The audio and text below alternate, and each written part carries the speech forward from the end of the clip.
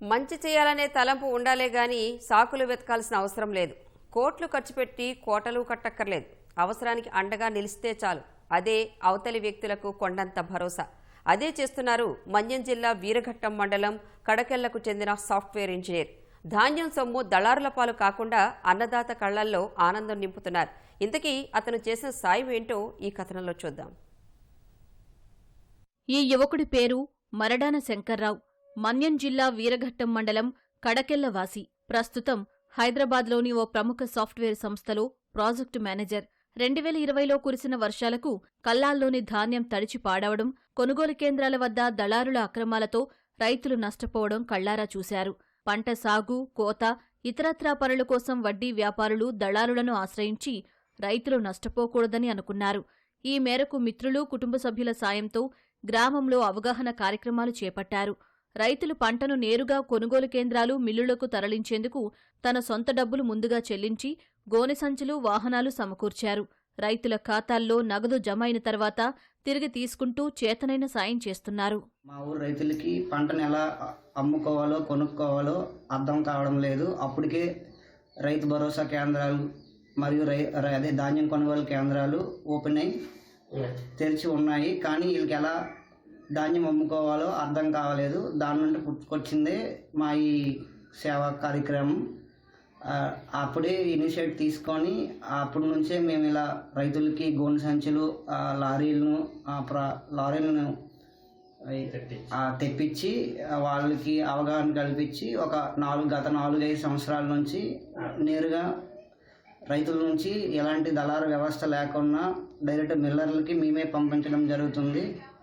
గత 4-5 సంవత్సరాల నుంచి రైతుల నుంచి ధాన్యం నేరుగా మిల్లర్లకే అప్పచెప్పడం జరుగుతుంది. ఎటువంటి మిడిల్ మ్యాన్స్ కానీ దళాల వ్యవస్థ కానీ మా ఊర్లో లేదు, పూర్తిగా నిర్మూలించబడింది.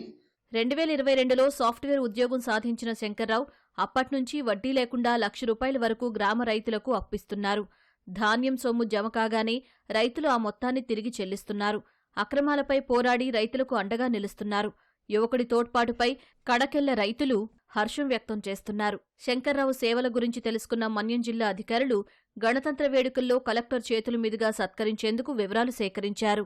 గవర్నమెంట్తో పోరాడి ఆ యొక్క నియమాలు, నిబంధనలు తెలుసుకొని చేద్దామంటే ఏ ఒక్కరు కూడా ముందుకొచ్చే వాళ్ళు కాదు. ఎప్పుడు కావాలంటే అప్పుడు డబ్బులు వెంటనే వేయించుకొని మంచి అభిప్రాయంగా ఆయన కుర్రాన్ని సేకరించాం.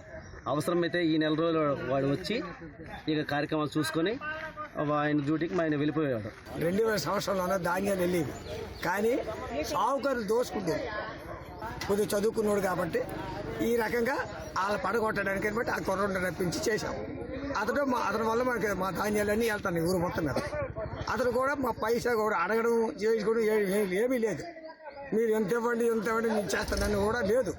ఇప్పటికీ వరకు ఆ మంచితనం మాకు బాగా పుట్టింది. అప్పారావు గారు ఉండారు మాకు 2019లో మా అమ్మ రెవెన్యూకి. అప్పుడు దాని తర్వాత నుంచి మా ఊర్లో ఒక కుర్రోడు, అంటే మేము అందరము సపోర్ట్ చేసి ప్రోత్సహించి, అంటే కొంచెం సబ్జెక్ట్ ఉంది, ఇంజనీరింగ్ చేస్తాడు. ఆయన నువ్వు నిలబెడితే రైతులందరికీ మంచిది, నీకు కొంచెం అవగాహన ఉన్నాడు ఉందనేసి మేము అందరము ప్రోత్సహిస్తే ఆయన ఇంజనీరింగ్ చేస్తున్నాడు. మాకు ఏ పరిస్థితిలోనా అతను ఏ కంపెనీ వాళ్ళు ఉన్నా సరే 1 నెల రోజులు మా కోసం మేము అతను సెలవు పెట్టేసి వస్తాడు. అంతేగాని మేము అతనికి దళారీ వ్యాపారం కానీ, ఏ విధంగా డబ్బులు ఇవ్వడం కానీ, అలాంటివి ఏ సహాయం కానీ ఏ పని లేదు. ఆయన మా కోసమే 4 రోజులు మాకు హెల్ప్ చేస్తాడు అంతే.